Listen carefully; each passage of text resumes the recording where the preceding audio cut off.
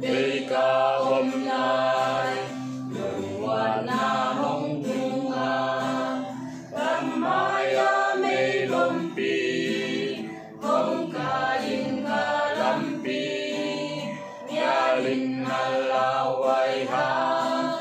hoa ba mi hong tam ta cây a dim hong pai Giêsu cùng đi.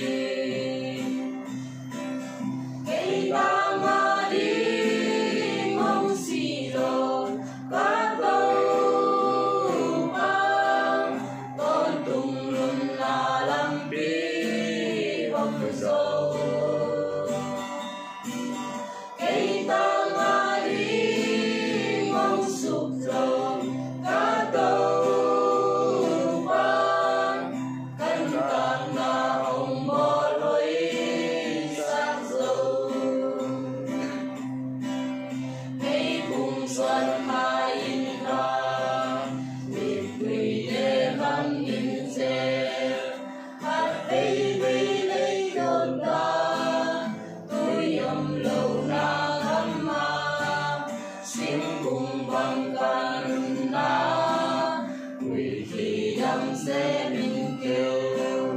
và ông lại ta Giêsu lòng tuyệt vời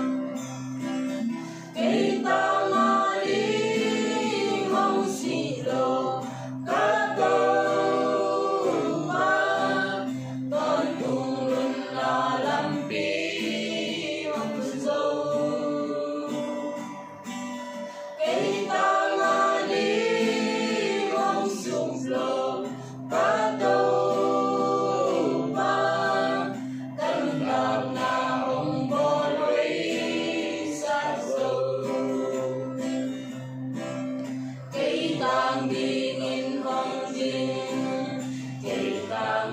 hong kỳ trời cây thoáng đêm cánh hồng khoan cây xếp tàn đi